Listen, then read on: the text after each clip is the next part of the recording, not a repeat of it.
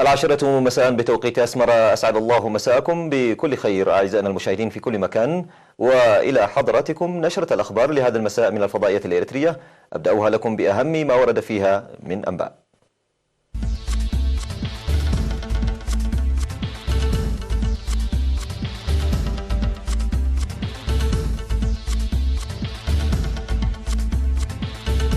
وفد إريتريا يلتقي وزير الخارجية الصيني. تقوية أنشطة جمعية بدوهو. منتدى تنمية التبرع بالدم في كرن. المكسيك تنشر 15,000 من قواتها على الحدود مع الولايات المتحدة. رواد من محطة الفضاء الدولية يعودون إلى الأرض. وتحطم طائرتين للجيش الألماني بعد اصطدامهما في الجو.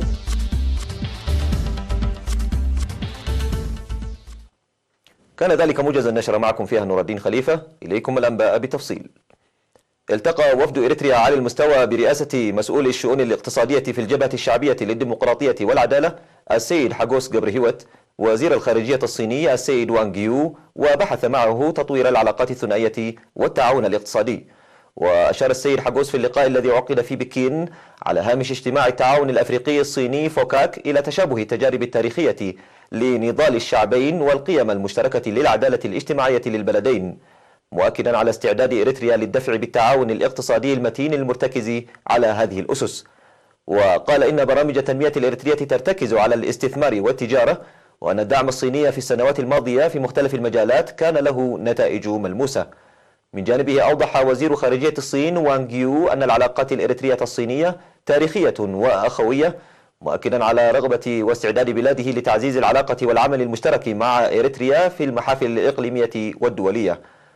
وأوضح بأن إريتريا دولة هامة من المنظور الاستراتيجي، مشيدا بالدور الإريتري البناء في منطقة القرن الإفريقي، ومؤكدا على استعداد بلاده لتوسيع التعاون في مجالات بناء المساكن والصحة واستكشاف النفط والغاز. وبحث الجانبان مجالات التعاون المستقبلي وتبادل الآراء لتنفيذه. وشارك وفد إريتريا برئاسة مسؤول الشؤون الاقتصادية في الجبهة الشعبية للديمقراطية والعدالة السيد حاغوس جبرهيوت في اجتماع منسقية تنفيذ قرارات منتدى التعاون الأفريقي الصيني المعروف بفوكاك، الذي التأم يومي 24 و25 من يونيو في مدينة بكين الصينية.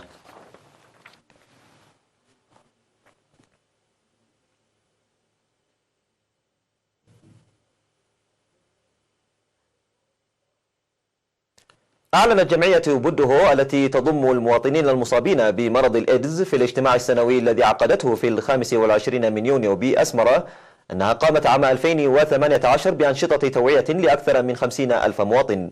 وقدم رئيس الجمعية السيد دانيال أسفها في الاجتماع الذي حضرته وزيرة الصحة أمينة نور حسين والمهنيين الصحيين والشركاء وأعضاء الجمعية من الأقاليم توضيحا حول أوضاع وتحديات الجمعية، وشدد على ضرورة القيام بأنشطة توعية مكثفة للمجتمع والشباب خاصة مع المرحلة الجديدة. وذكرت مسؤولة مكافحة الإيدز والأمراض التناسلية الأخرى في وزارة الصحة الممرضة نيغستي تسفا ميكائيل أن العمل جار لتنفيذ 3 شعارات هي الحيلولة دون الإصابة الجديدة بالإيدز والحد من وفيات الإيدز ومكافحة التمييز. وقالت بأن أعضاء جمعية بدوهو لديهم مسؤولية تغيير الذات بالفكر الإيجابي ومنع الإصابة بالمرض. وبحث الاجتماع التقرير المقدم وأوصى للاهتمام بأسر المصابين وتقوية التوعية للحد من المرض. وأشادت الوزيرة أمينة نور حسين بأنشطة الجمعية في كافة أرجاء البلاد، مؤكدة جاهزية وزارة الصحة الدائمة لمساعدتها. وتأسست جمعية بدوهو عام 2002 تحت إشراف وزارة الصحة، ولها أكثر من 6,000 عضو في البلاد. وقد ظهر مرض الإيدز في البلاد نهاية ثمانينيات القرن الماضي، وأسفرت جهود التوعية والمكافحة خلال 28 سنة الماضية إلى خفضه لدرجة 0.6%.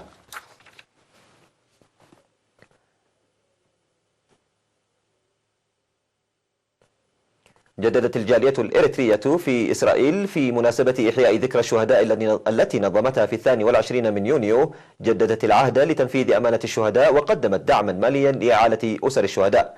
وقام المواطنون بمسيرة أقدام لمسافة كيلومترين انطلاقا من السفارة الإريترية في تل أبيب. وقال القائم بأعمال السفارة الإريترية في إسرائيل السيد سلمون كنفة في المناسبة التي شهدت إضاءة الشموع ومناشط ثقافية فنية إن إيصال أمانة وأهداف الشهداء إلى غايتها المنشودة هي مسؤولية جميع المواطنين. وقدمت الجالية في المناسبة مبلغ 49169 دولارا أمريكيا تبرع بها المواطنون في النصف الأول من هذا العام، إضافة إلى تبرع أعضاء فنوت سماتات.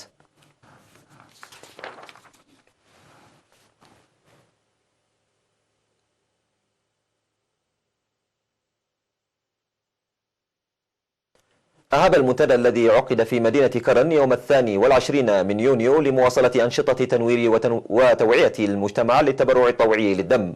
وأوضح مسؤول المعلومات والتعبئة في مكتب وزارة الصحة بإقليم عنسبة السيد برهان عندوم أن المنتدى هدف إلى زيادة المتبرعين الطوعيين للدم لضمان توفير الدم للحيلولة من الوفيات بسبب انعدام الدم.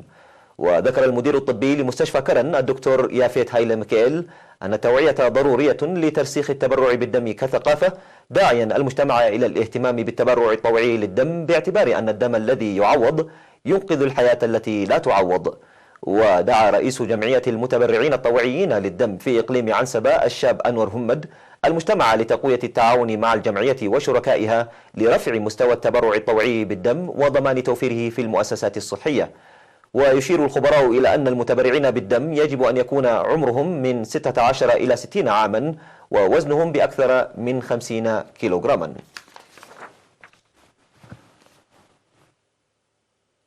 تم تدشين مشروع أنابيب المياه الذي أنشئ في مدرسة شيخاو دبسرات الابتدائية والمتوسطة بمديرية مندفرة، وقامت بإنشائه طالبة جامعية إريترية أمريكية، والذي كلف أكثر من 140 ألف نقفة. وفي مراسم التدشين التي جرت في 21 من يونيو الجاري، ألقت الشابة تسيون يوهانس كلمة أوضحت فيها أن المبادرة انطلقت من فكرة تسخير المبلغ الذي وفرته من أسرتها وأصدقائها وأحبائها لإنشاء مشروع مياه من أجل تخفيف مشاكل الطلاب، مناشدة الشباب للقيام بأعمال مماثلة. وفي توضيح الذي أدلى به مدير ضاحية شيخاو دبسرات السيد هايل برهانة، ذكر بأنه وبفضل المبادرة النموذجية التي اتخذتها الشابة تسيون تم إدخال أنابيب بطول 100 متر من منطقة جينا بالي إلى المدرسة، وكذلك تم صيانة الأنابيب المعطبة، وعبر عن امتنانه باسم السكان والطلاب للشابة تسيون. يذكر بأن الطالبة تسيون يوهانس قامت في العام 2015 بإدخال أنابيب المياه لسكان غازاغوبو بتكلفة بلغت أكثر من 400 ألف نقفة. تقوم قرى حنانيت وعد عندل وعد غرفة وعد مركجة وعد غونغواي بجهود شعبية حثيثة لإصحاح البيئة. وقال كل من مسؤول الصحة العامة في مكتب وزارة الصحة بالإقليم الجنوبي السيد عند هايمانوت كفلوم ومسؤول المركز الصحي في ابن حيلي الممرض برهان كيدانة إن استخدام المراحيض يحد من كثير من الأمراض المعدية، داعيا لمواصلة الأنشطة المنفذة. من جانبه أوضح مدير مديرية ابن حيلي السيد إبراهام مكنن بأن 39 قرية تستخدم المراحيض، داعيا المشاركة الشعبية القوية لإنجاح البرنامج.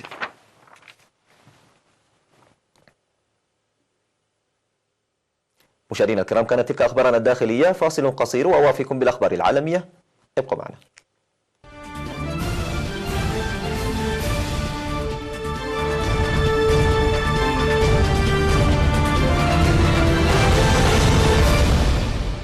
مرحبا بكم. نشرت المكسيك نحو 15 ألف شرطي وجندي على حدودها مع الولايات المتحدة في إطار اتفاق مبرم مع واشنطن لوقف الهجرة غير الشرعية، وفق ما أعلن وزير الدفاع لويس كريسينسيو ساندوفال. وقال الوزير في مؤتمر صحفي أنه تم إجراء عملية نشر لنحو 15 ألف رجل من الحرس الوطني والجيش في شمال البلاد. وأوضح الوزير أنه تم أيضا نشر 6500 رجل على الحدود الجنوبية مع غواتيمالا لمنع عبور آلاف المهاجرين من دول أمريكا الوسطى الساعين للوصول إلى الولايات المتحدة. وفي 7 من يونيو وفي 7 من يونيو توصلت البلدان إلى اتفاق، وعلاوة على نشر قوات على الحدود تعهدت المكسيك بتسريع عودة المهاجرين إلى بلدانهم في انتظار دراسة ملفاتهم لطلب اللجوء في الولايات المتحدة. وسيتم تقييم حصيلة هذه الإجراءات في غضون 45 يوما.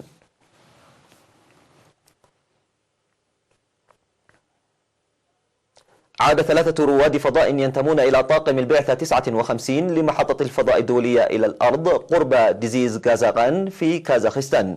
وضم الفريق رائدة الفضاء الأمريكية آن ماكلين ورائد الفضاء الروسي أوليغ كوننكو من وكالة روسكوموس وزميله الكندي ديفيد سانجاك من وكالة الفضاء الكندية، الذين نقلوا إلى خيمة طبية لتلقي الفحوصات اللازمة بمجرد هبوط المركبة الفضائية سويوز على الأرض.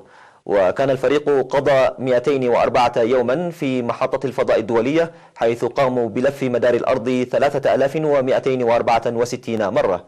وقالت وكالة الفضاء الأمريكية إن الفريق ساهم في مئات التجارب في مجال البيولوجيا والبيوتكنولوجيا والعلوم الفيزيائية وعلوم الأرض، وإعادة إصدار الحمض النووي في الفضاء لأول مرة، وإعادة تدوير مواد مطبوعة عن طريق التقنية ثلاثية الأبعاد. هذا وفي أخبار ذات صلة بالفضاء، أطلقت شركة سبيس إكس صاروخ فالكون هيفي من مركز كندي الفضائي في فلوريدا، وعلى متنه 24 قمرا صناعيا تجريبيا، في إطار ما وصفته الشركة التي يملكها إيلون ماسك بأن إحدى أصعب تجارب الإطلاق التي خاضتها.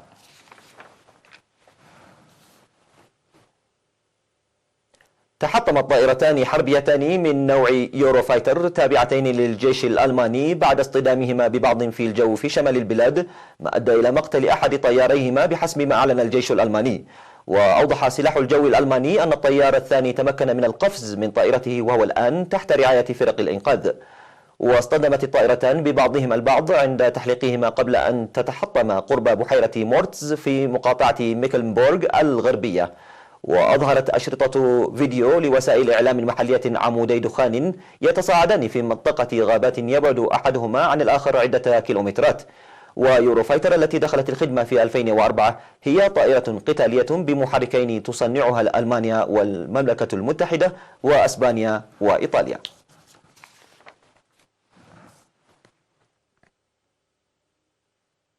تضرب موجة حر حادة عدة مناطق في أوروبا، في حين دعا المسؤولون إلى توخي الحذر مع توقع أجواء أكثر حرارة في وقت لاحق هذا الأسبوع. وأرجع خبراء الإرصاد موجة الحر التي قد تصل الحرارة على إثرها إلى 40 درجة مئوية في أجزاء واسعة من القارة إلى كتلة هوائية حارة قادمة من الصحراء الكبرى. وأصدرت السلطات تحذيرات من الجفاف أو احتمال التعرض إلى ضربة الشمس تحديدا بالنسبة للأطفال وكبار السن، بينما وضعت المستشفيات في حالة تأهب قصوى. وفي باريس تعهد المسؤولون بفتح غرف مبردة داخل المباني العامة وإقامة نوافير مياه مؤقتة وترك حدائق المدينة مفتوحة خلال الليل. وحتى الدول الإسكندنافية لم تسلم من الموجة، إذ قد تصل الحرارة في أجزاء من الدنمارك والسويد إلى 30 درجة مئوية. إلى هنا أعزائي المشاهدين نختم نشرة الأخبار لهذا المساء. تحية لكم من الفضائية الإريترية، في أمان الله.